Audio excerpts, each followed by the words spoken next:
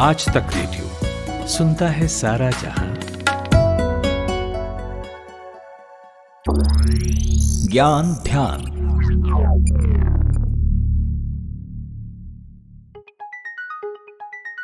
मार्च 2023 में केंद्र सरकार ने सुप्रीम कोर्ट में कहा था कि ट्रांसजेंडर्स, समलैंगिकों और सेक्स वर्कर्स को साइंटिफिक एविडेंस के आधार पर ब्लड डोनेशन से बाहर रखा गया है, यानी ट्रांसजेंडर्स ब्लड डोनेट नहीं कर सकते। एक याचिका के बाद हो रही सुनवाई में केंद्रीय स्वास्थ्य और परिवार कल्याण मंत्रालय का ये जवाब आया था। आगे ये भी कहा गया कि नेशनल ब्लड ट्रांसफ्यूजन काउंसिल ने ये रिसर्च की है और ये साइंटिफिक एविडेंस पर आधारित है। सुनने में ये ट्रांसजेंडर्स के साथ भेदभाव की तरह लगता है। ट्रांसजेंडर्स के प्रति हो रहे अलग अलग तरह के भेदभावों से भी इसे जोड़कर देखा गया, इसलिए भी इस पर बात करना और जरूरी हो जाता है।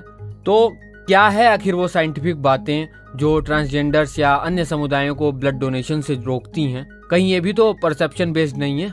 इन्हीं सब सवालों पर बात आज के एपिसोड में। नमस्कार, आप सुन रहे हैं आज तक रेडियो। मैं हूँ रोहित और ये है हमारा स्पेशल पॉडकास्ट ज्ञान ध्यान।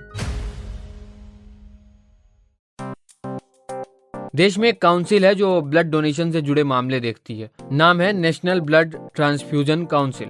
इस काउंसिल ने ही अक्टूबर 2017 में रक्तदाता चयन और रक्तदाता रेफरल 2017 पर गाइडलाइंस जारी किया था। इन गाइडलाइंस में ट्रांसजेंडर लोगों, समलैंगिक पुरुषों और महिलाओं को और सेक्स वर्कर्स को हाई रिस्क वाले HIV/AIDS श्रेणी मानते हुए उनके ब्लड डोनेट करने पर प्रतिबंध लगा दिया था। साल 1980 में भी ऐसा ही कुछ हुआ था।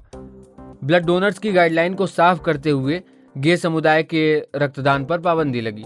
ये प्रतिबंध समलैंगिक पुरुषों, महिलाओं और ट्रांसजेंडर्स पर भी था। यहाँ साफ कर दे कि ट्रांसजेंडर्स उन्हें कहते हैं जिनकी लैंगिक पहचान उनके जन्म की पहचान से अलग होती है, यानी पुरुष की तरह जन्मा शख्स खुद को महिला पाए या इसका उल्टा हो। उस समय इस पर खास स्टडी तो नहीं थी, लेकिन माना गया कि ये लोग यौन संबंधों के दौरान लापरवाही बरतते होंगे और इनका ब्लड डोनेशन न करना ही ठीक है। इन्हीं पाबंदियों के आधार पर सरकार ने कोर्ट में जवाब दिया था। आगे केंद्र सरकार ने यह भी कहा कि ये तय करना जुडिशियरी का काम है कि ब्लड डोनेशन के लिए कौन सा व्यक्ति या समुदाय उपयुक्त नहीं है। लेकिन सवाल यह है कि सरकार जिस साइंटिफिक आधार की बात कर रही थी वो क्या था? आखिर क्यों ट्रांसजेंडर्स या समलैंगिकों को ब्लड डोनेशन के उपयुक्त नहीं माना गया? यूके के नेशनल हेल्थ सर्विसेज में काम करते हैं डॉक्टर अविरल वत्स। आज तक रेडियो से बातचीत में उन्होंने इस सवाल का जवाब दिया। इसमें जो साइंटिफिक एविडेंस मुझे नहीं लगता इतना क्लियर कट है। हाँ, ये ज़रूर है कि जो एनल सेक्स में जो लोग इन्वॉल्व होते हैं उनका जो HIV या ब्लड बोर्न वायरसेस वाली जो डिजीज़ हैं उनको वो बीमारियां होने का जो रिस्क है वो ज़्यादा ज़रूर बड़ा होता है। उसमें वो ज़रूरी नहीं है कि वो गे ही हों या वो ट्रांसजेंडर ही हों, वो कोई भी हो सकता है। तो उनमें रिस्क ज़रूर बड़ा होता है। लेकिन ये जो बीमारियां हैं, ये सारी बीमारियों के डर से हम ऐसे किसी भी एक कम्युनिटी को, एक कैटेगरी को परमानेंटली बैन नहीं कर सकते। इसमें एक चीज़ थोड़ी सी ऐड और करूं मैं कि गवर्नमेंट ने ये भी बोला है कि यूरोपियन कंट्रीज़ में कई ऐसी ये कैटेगरीज को हटाया गया है, जो कि बिल्कुल सही बात नहीं है। ये ज़रूर है कि फॉर एग्जांपल यूके में ये बोला जाता है कि वो लोग मेन के साथ जो सेक्स करते हैं और उनके अगर मल्टीपल पार्टनर्स रहे हैं पिछले 3 महीने में, तो उनको 3 महीने वेट करना पड़ता है। लास्ट एक जो चेंज ऑफ पार्टनर्स है उससे 3 महीने वेट करना पड़ता है, ताकि उसका कारण ये है कि जो कुछ ऐसी बीमारियां हैं, HIV हुई या हेपेटाइटिस B, C जैसी बीमारियां हैं, ये इनका एक विंडो पीरियड होता है जिसमें ये डिटेक्ट नहीं होती हैं। तो 3 महीने अगर वेट करते हैं तो वो ब्लड में डिटेक्ट हो जाती हैं। तो इसके चलते 3 महीने का विंडो पीरियड, वो भी सिर्फ उन लोगों के लिए, उन आदमियों के लिए जो आदमियों के साथ संभोग करते हैं और उनके मल्टीपल पार्टनर्स हैं। अगर आपका सेम पार्टनर रहा है, आप स्टेबल रिलेशनशिप में हैं और कोई पार्टनर चेंज नहीं है, तो आप बेहिचक ब्लड डोनेट कर सकते हैं। यूरोपियन NHS, अगर मैं UK की बात करूं तो ये बात सही नहीं है जो सरकार ने यूरोप का जो एग्जाम्पल दे दिया है। भारत में ही नहीं, दुनिया भर का करीब करीब यही हाल है। अमेरिका में हाल तक ट्रांसजेंडर्स और गे लोगों के रक्तदान पर प्रतिबंध था। दिसंबर 2015 में ही फूड एंड ड्रग एडमिनिस्ट्रेशन ने इसमें थोड़ा बदलाव किया और उन्होंने कहा कि वे भी खून दे सकते हैं अगर उन्होंने पिछले 12 महीनों के दौरान यौन संबंध न बनाए हो। सेफ्टी के लिए ये मियाद रखी गई 1 साल की। साल 2020 में इस नियम में एक बार फिर बदलाव हुआ। अब की बार 1 साल के पीरियड को घटाकर 3 महीने कर दिया गया। हालांकि बाद में ये भी कहा गया कि ये बदलाव कोरोना वायरस के बढ़ते मामलों और खून की कमी को देखते हुए ऐसा किया गया था। इंग्लैंड में भी ब्लड डोनेशन का नियम कुछ इसी तरह का है। वहाँ डोनर से पूछा जाता है कि बीते 3 महीनों के दौरान क्या उसके मल्टीपल पार्टनर रहे या फिर कोई नया पार्टनर बना। अगर ऐसा नहीं है तो वो ब्लड डोनेट कर सकता है। स्विट्जरलैंड में 1 साल तक यौन संबंध न हो तभी समलैंगिक और ट्रांसजेंडर्स रक्तदान कर सकते हैं। कमोबेश ऐसे ही नियम दूसरे देशों में भी हैं। लेकिन अब सवाल ये भी है कि क्या ब्लड डोनेशन से पहले इस तरह के टेस्ट नहीं लिए जाते या नहीं लिए जा सकते, जिन खतरों के मद्देनजर ट्रांसजेंडर्स या समलैंगिकों को या सेक्स वर्कर्स को डोनेशन से रोका गया है।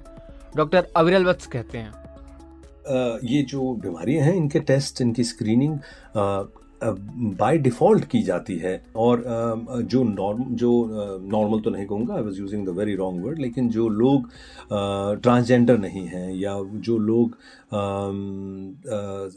गे नहीं हैं, वो लोग भी, उनके भी जो ब्लड्स हैं वो स्क्रीन किए जाते हैं। उनका भी HIV होने का रिस्क रहता है, हेपेटाइटिस बी, हेपेटाइटिस सी का रिस्क रहता है। हेट्रोसेक्सुअल्स जो हैं, अगर उनके मल्टीपल पार्टनर्स हैं, अगर वो एनल सेक्स में इन्वॉल्व हो रहे हैं तो उनके रिस्क जो हैं वो उतने ही बड़े होते हैं। तो स्क्रीनिंग इन सब की हो सकती है, लेकिन जैसा मैंने पहले कहा कि वो 3 महीने का अगर हम विंडो पीरियड रोक लेते हैं, एक पहले क्वेश्चनेयर से मालूम चल सकता है कि अगर आपके मल्टीपल पार्टनर्स रहे हैं या एनल सेक्स में इन्वॉल्व रहे हैं तो लास्ट 3 महीने में पार्टनर्स मल्टीपल रहे हों तो उसके इसमें 3 महीने वेट कीजिए, उसके बाद आप ब्लड डोनेट कर सकते हैं। ये सारे स्टेप्स किए जा रहे हैं। हाँ, ये रीसेंट है, 2011 के बाद से ये चेंजेस NHS UK में भी बहुत आई हैं।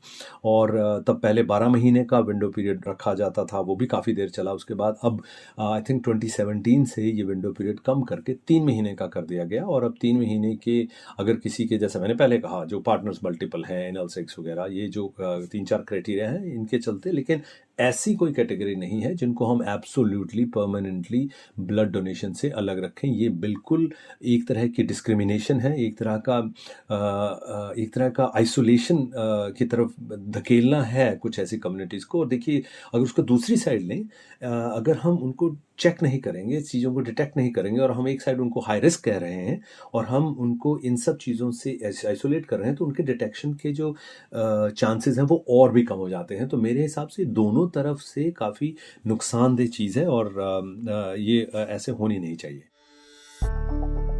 भारत में ब्लड डोनेशन के लिए क्लॉज 12 की guideline for blood donor selection and blood donor referral 2017 को देखा जाता है, जिसका जिक्र हम आपसे शुरू में कर चुके हैं। इसके मुताबिक डोनेट किया जा रहा खून किसी भी फैलने वाली बीमारी से रहित होना चाहिए। कई बीमारियां भी हैं ऐसी जो ब्लड ट्रांसफ्यूजन से फैलती हैं, जैसे HIV है, हेपेटाइटिस B है और C का संक्रमण। ब्लड लेते समय मेडिकल ऑफिसर को रक्तदाता की फिटनेस देखनी चाहिए। यही कारण है और यही आधार है जो ट्रांसजेंडर्स को या समलैंगिकों को ब्लड डोनेशन की इजाज़त नहीं देती। तो कुल मिलाकर ये बात साफ है कि ब्लड डोनेशन से ट्रांसजेंडर्स के लैंगिक पहचान का कोई संबंध नहीं, मसला बरती जाने वाली सुरक्षा का है, ताकि जिसे ब्लड दिया जा रहा है वो सुरक्षित रहे। शायद ये बात इतनी ही हो, कम से कम अभी तक तो यही दिख रहा है। बस यही खत्म करते हैं अपना ये पॉडकास्ट। ऐसा लगा बताइएगा हमें जरूर। radio@aajtak.com हमारा मेल पता है। आप हमें व्हाट्सएप पे वॉइस नोट भी भेज सकते हैं। हमारा व्हाट्सएप नंबर है 9953332303। आज के ज्ञान ध्यान के लिए साउंड मिक्स कर रहे थे अमृत रज्जी। मैं हूँ रोहित अनिल त्रिपाठी। अब मुझे दीजिए इजाजत। सुनते रहिए आज तक रेडियो।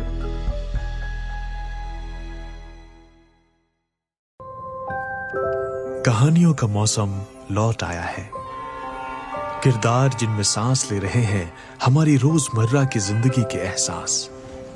किसी आंख से टपका एक खामोश आंसू, किसी जबान पर आते आते रुक गई कोई बात, किसी की दबी हुई शरारती हंसी, किसी की मोहब्बत भरी एक नजर। हर एहसास में ढूंढिए खुद को, क्योंकि ये है स्टोरी बॉक्स।